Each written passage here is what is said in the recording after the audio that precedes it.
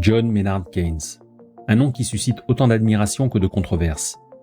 Certains le voient comme le sauveur de l'économie moderne, d'autres comme un promoteur de politiques économiques irresponsables. Mais qu'en est-il vraiment ? Vous vous êtes peut-être déjà demandé quelles étaient les véritables idées derrière des termes comme politique monétaire keynésienne ou relance budgétaire.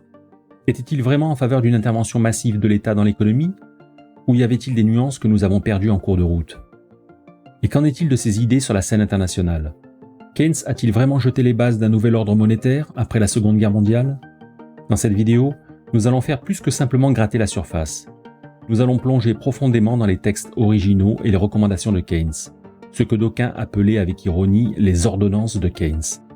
L'examen de ces fameuses ordonnances s'avère indispensable pour quiconque souhaite comprendre en profondeur la théorie générale, son ouvrage emblématique, ainsi que les politiques économiques qui en sont issues. Alors commençons.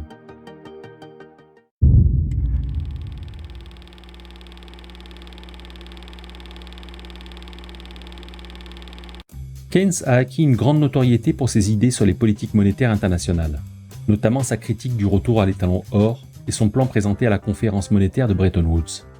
Cependant, ces politiques externes étaient en fait secondaires pour Keynes. Elles étaient conçues pour créer un environnement international stable.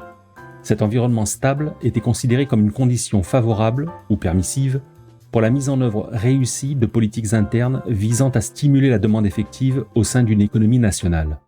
La politique keynésienne est avant tout à usage intérieur. Pour relancer la demande effective, l'État dispose de deux instruments essentiels, le contrôle de l'émission monétaire et les finances publiques. Keynes ajoute même un troisième instrument, la persuasion, pour influencer l'opinion publique et modifier des comportements ancrés par plus d'un siècle d'orthodoxie classique. Pour Keynes, l'importance de ces politiques internes réside dans leur capacité à adresser les problèmes économiques fondamentaux tels que le chômage, l'inflation et la stagnation économique. Elles permettent également de réconcilier les objectifs de justice sociale avec ceux d'efficacité économique, comme le montre son plaidoyer pour une fiscalité correctrice des inégalités de revenus. Mais les politiques internes de Keynes ne se limitent pas à des concepts abstraits. Elles s'articulent autour de trois variables d'action bien précises: la consommation, l'intérêt et l'investissement. Dans la suite de cette vidéo, nous allons explorer en détail chacune de ces variables et les moyens que l'État peut utiliser pour les influencer selon Keynes.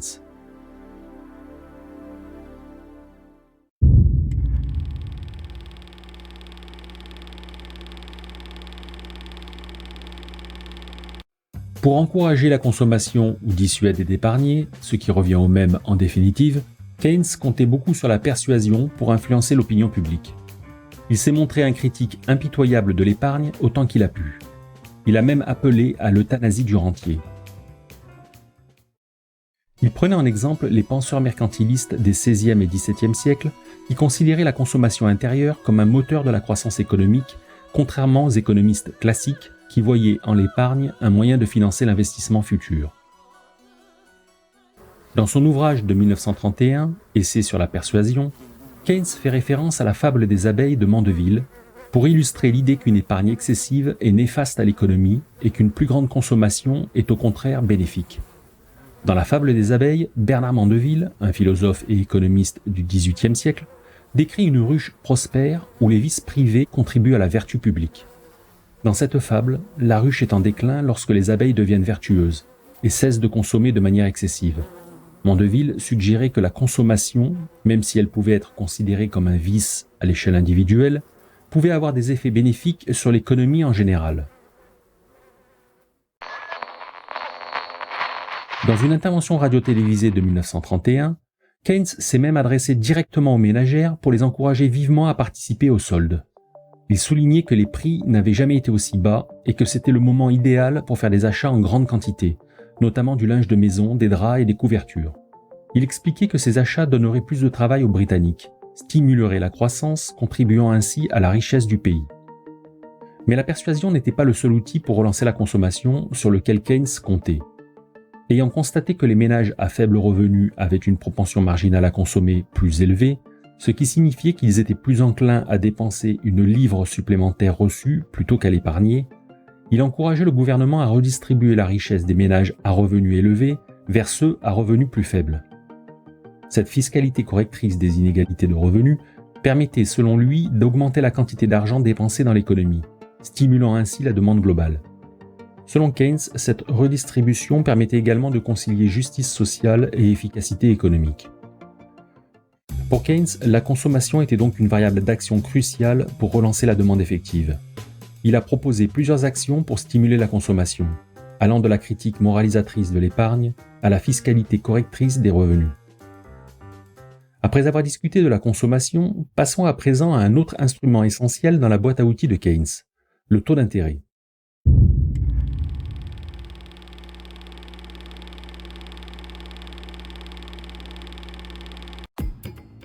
Pour Keynes, le taux d'intérêt est un outil central de la politique monétaire. L'objectif est d'abaisser le coût du crédit pour stimuler l'investissement des entreprises et, partant, la production et l'emploi.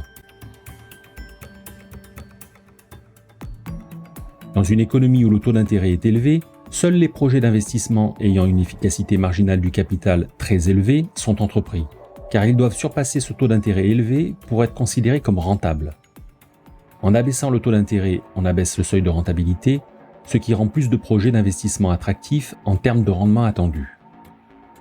L'abaissement du taux d'intérêt a donc pour effet d'augmenter la quantité d'investissement rentable, stimulant ainsi l'investissement global, la production et, finalement, l'emploi. Keynes suggère que la Banque centrale pourrait intervenir directement sur le marché monétaire pour acheter et vendre des titres, ce qui est aujourd'hui connu sous le nom d'opération d'open market. Ces opérations ont un effet direct sur la quantité de monnaie en circulation et, par conséquent, sur le taux d'intérêt. L'offre accrue de monnaie via l'achat de titres entraîne une baisse du taux d'intérêt. Cependant, Keynes pensait que dans certaines circonstances, notamment en période de récession, la politique monétaire seule pouvait être insuffisante pour stimuler l'économie. Si le rendement attendu des investissements, ce qu'il appelait efficacité marginale du capital, était trop faible, la politique monétaire visant à faire baisser suffisamment le taux d'intérêt pouvait être en échec à cause de la trappe à liquidité. À partir d'un certain niveau, et malgré toutes les injections de liquidité de la Banque centrale, le taux d'intérêt ne baisse plus, et l'investissement n'est plus stimulé.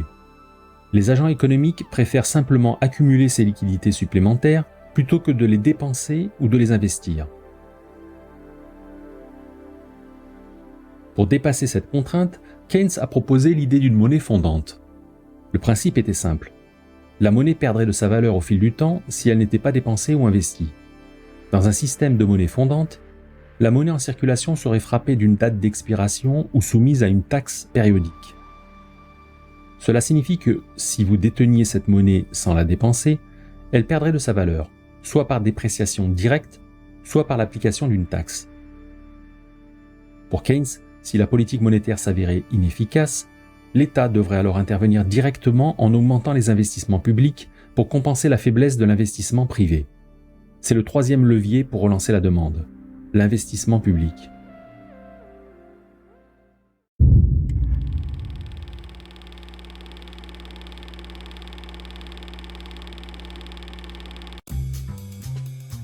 Keynes préconisait une intervention directe de l'État dans l'organisation de l'investissement, notamment par des grands travaux. Cette idée a été particulièrement mise en avant dans sa lettre ouverte au président Roosevelt en 1933. Keynes soutenait que l'investissement public pouvait augmenter la demande globale et que chaque dollar dépensé en investissement public pourrait avoir un effet multiplicateur sur l'économie, générant plus d'un dollar de revenus et d'emplois. Il a également insisté sur l'impact psychologique de l'investissement public, affirmant qu'il pouvait servir de catalyseur pour restaurer la confiance des investisseurs privés qui étaient réticents à investir pendant la Grande Dépression. L'objectif immédiat des investissements publics en période de récession ou de sous-emploi n'est pas nécessairement d'augmenter la capacité de production à long terme de l'économie. Au contraire, l'accent est mis sur la stimulation de la demande effective à court terme. En lançant des projets d'investissement public, l'État crée des emplois, ce qui augmente les revenus des ménages.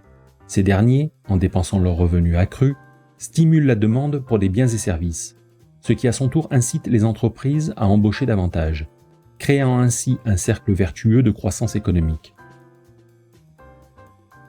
Dans ce contexte, même des projets qui n'ont pas une grande utilité économique à long terme peuvent être justifiés s'ils permettent d'engendrer des accroissements de revenus immédiats.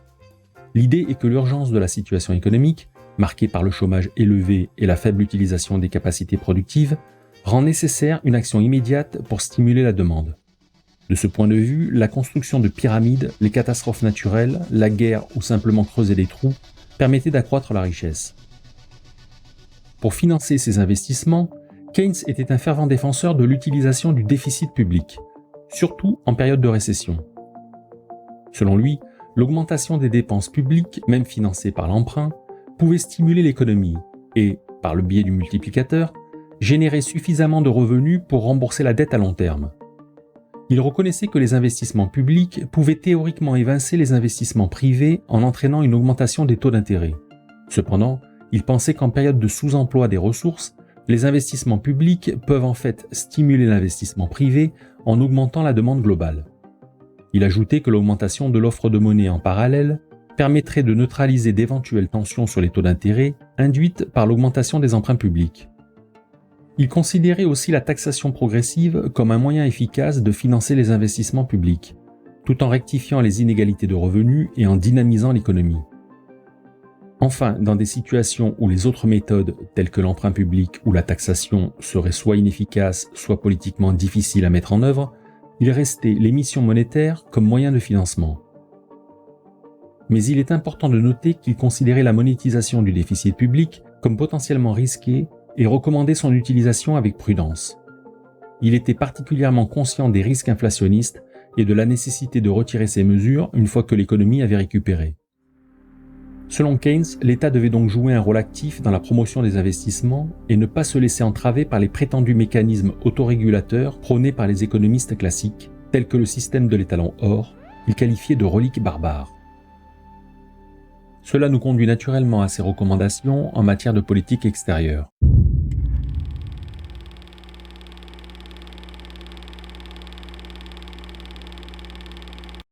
Les politiques externes recommandées par Keynes étaient conçues pour créer un environnement international qui permettait aux États de poursuivre des politiques internes axées sur le plein emploi sans être contraints par des facteurs externes tels que les taux de change fixes ou les mouvements de capitaux.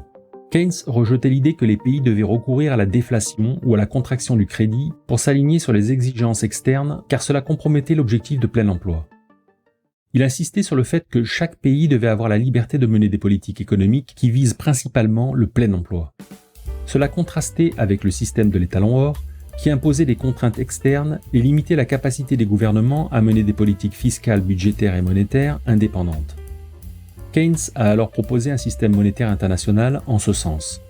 Son plan, présenté à Bretton Woods, visait à créer un environnement international stable, facilitant ainsi la mise en œuvre de politiques internes.